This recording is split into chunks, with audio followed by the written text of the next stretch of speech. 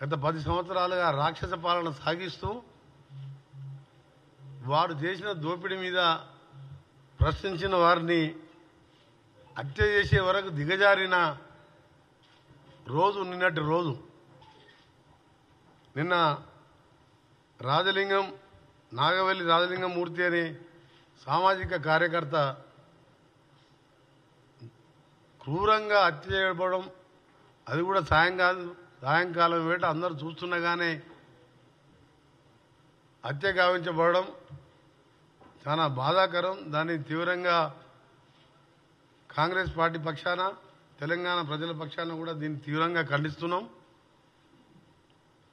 ఇతని కేసు మీకు తెలుసు, 35,000 నుంచి 35,000లో అయిపోయే కాళేశ్వరం ప్రాజెక్టుని 1,35,000 కోట్లకు పెంచి దోసుకున్న దాని మీద ఆయన కోర్టులో ఫైట్ చేస్తున్న సంగతి మీ అందరికీ కూడా తెలిసిందే. అది ఆర్గ్యుమెంట్స్ కూడా నడుస్తున్నాయి. అందులో కేసీఆర్, హరీష్ రావుతో పాటు ఇంకా 3 పేర్లు, మొత్తం 5 దోషులుగా చేసి వారు కోర్టులో కేసు వేయడం జరిగింది. మేడిగడ్డ కుంగిపోతూ 1,00,000 కోట్ల ప్రజాధనం వృధా అయిందని చెప్పి అతను ఒక సామాజిక కార్యకర్తగా కేసు వేయడం, దాని మీద రెగ్యులర్గా వాదనలు నడుస్తుండడం, దానికి స్క్వాష్ చేయాలని కేసీఆర్ గారు కూడా కోర్టుకు వెళ్ళడం జరిగింది. గతంలో ఈ కేసు కూడా మొన్న కూడా 11/2/2025 మన ఫిబ్రవరి 11th రోజు కూడా హియరింగ్ ఉండే డిస్ట్రిక్ట్ సెషన్ జడ్జి భూపాలపల్లి దగ్గర. నిన్న హత్య జరగడం నిజంగా టీఆర్ఎస్ హత్యా రాజకీయాలు, టీఆర్ఎస్ కుళ్ళు రాజకీయాలతో పాటు మా ప్రభుత్వం వచ్చిన 2-3 రోజులకెళ్ళే ఈ ప్రభుత్వం ఉండదు, ఈ ప్రభుత్వాన్ని అప్రతిష్టపాలు చేసే కార్యక్రమం పెట్టుకొని ప్రతిపక్ష నాయకుడున్న పెద్ద మనిషి 10 ఏళ్ళు ముఖ్యమంత్రి ఉండి ఫామ్ హౌస్కి పరిమితమై కొడుకుని అల్లుని రోడ్ల మీద వదిలిపెట్టి 10 మంది చిల్లరగాలను వదిలిపెట్టి ప్రభుత్వం మీద లేనిపోని అభండాలు వేస్తూ అవన్నీ ఒకవైపు. కానీ నిన్న జరిగిన హత్య మాత్రం చాలా బాధాకరం. దీనికంటే ముందు సంజీవ్ రెడ్డి అనే అడ్వకేట్ కూడా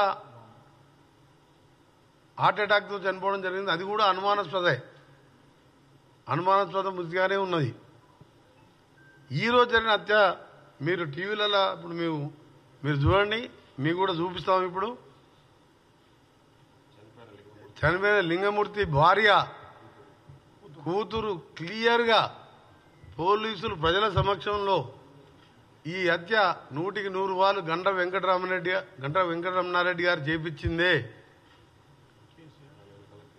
వాళ్ళ బిడ్డ, ఆ భార్య, మొత్తం వీళ్ళ వెనుక కేసీఆర్, కేటీఆర్ ఉండి, హరీష్ రావు గారు ఉండి ఈ కేసు హియరింగ్ వస్తున్నది. దీని మీద దోషులుగా తేలుతారు కాబట్టి కిరాయి అంతకులతో చేపించిండ్రు. ఎవరు కూడా స్థానికులు ఇంత ధైర్యం చేయరని చెప్పి ఓపెన్గా భార్య బిడ్డ క్లియర్గా ఏడుస్తూ రోధిస్తుంటే నిజంగా ప్రతి ఒక్కరు కూడా చెల్లించిపోతున్నాం. ఇక తెలంగాణ 4 కోట్ల మంది ప్రజలు, 4 కోట్ల మంది వాళ్ళ డాటర్ తినండి మీరు ఎంత క్లియర్గా ఉన్నదో.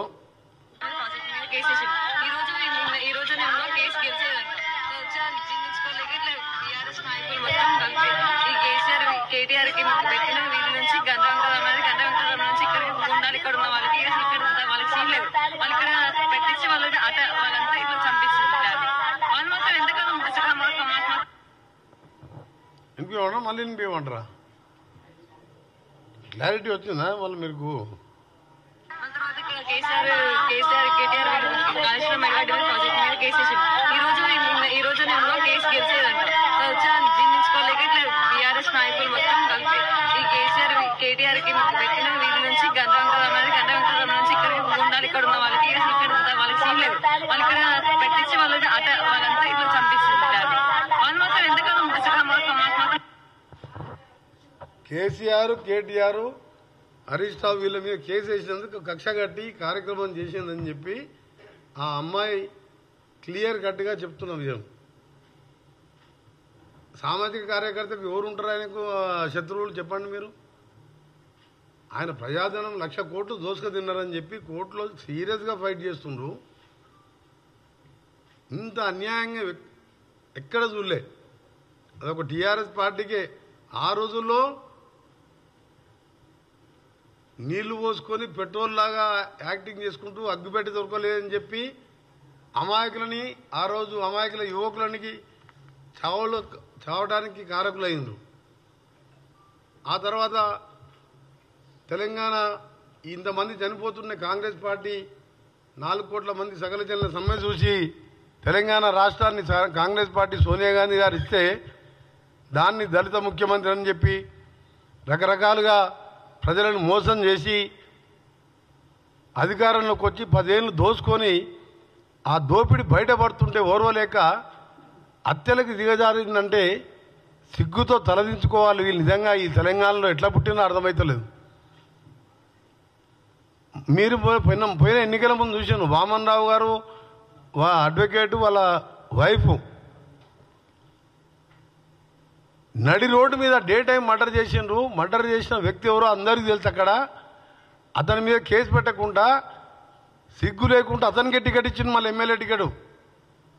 అక్కడ ఉండి ఆ రౌడీజం, మైనింగ్, శాండ్ మైనింగ్ అన్ని మాఫియాలు తయారు చేసుకుంటూ అక్కడ శ్రీధర్ బాబు గారిని కూడా ఆయన ఎవరు జోలికి పోయే వ్యక్తి కాదు. ఆయనను కూడా హత్య చేయించే ప్రయత్నం చేసిన వ్యక్తికి మళ్ళీ ఆయనకే టికెట్ ఇచ్చిండు.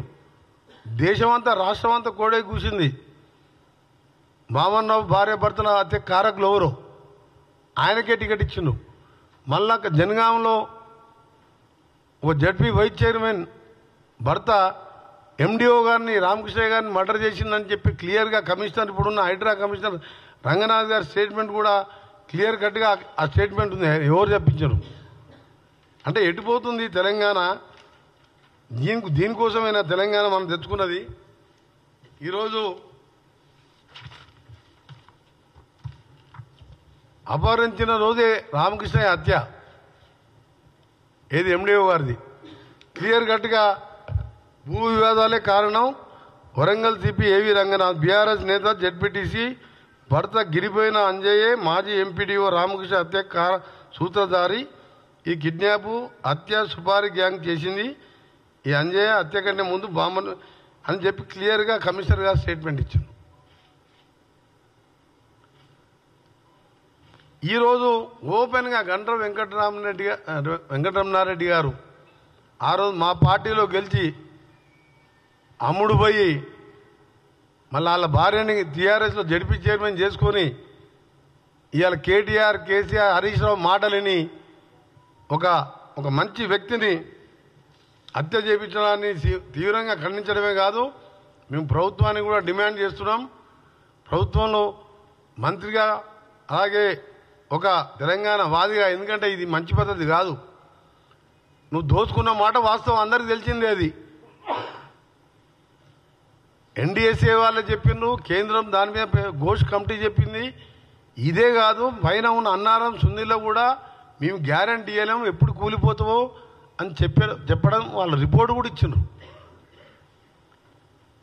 మరి ఇంత బరి తెగించి మాట్లాడుతుంటే నిజంగా మధ్యలో మీరు లగ్జర్లలో చూసిన కొడంగల్లో సాక్షాత్ డిస్ట్రిక్ట్ మేజిస్ట్రేట్, కలెక్టర్ అంటే డిస్ట్రిక్ట్ మేజిస్ట్రేట్, ఆయనని కేటీఆర్ గారు ఎవరైతే దాడి చేసిన సురేష్ అనే రౌడీ షీటరు 72 సార్లు ఫోన్లో మాట్లాడి అక్కడున్న మాజీ ఎమ్మెల్యేతో కలిసి కలెక్టర్ని కూడా దాడి చేసిండ్రు.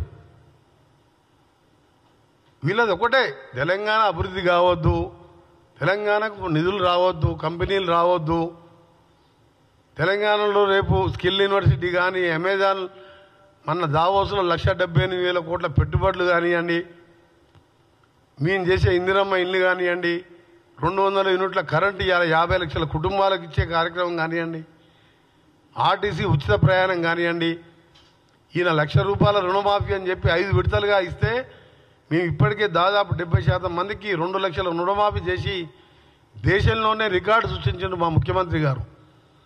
ఆర్థిక పరిస్థితి బాగాలేకపోయినా ఆయన పౌడర్ సోకులకు ఆయన హంగామాలకు 7 లక్షల కోట్లు అప్పు చేస్తే 6,000 కోట్ల మిత్తి కట్టుకుంటూ 15వ తారీఖు వాళ్ళు జీతాలు ఇచ్చేది పెన్షనర్స్కు ఎంప్లాయీస్కి మేము 1వ తారీఖు శాలరీస్ ఇస్తున్నాం. ఇన్ని కార్యక్రమాలు చేస్తూ ఇంకా కూడా చేయవలసిన కార్యక్రమాలను చేయాలని చెప్పి పట్టుదలతోని మా ముఖ్యమంత్రి గారు ముందుకు పోతుంటే దీన్ని ఈ విధంగా రాజలింగమూర్తి గారిని హత్య చేయడం క్లియర్.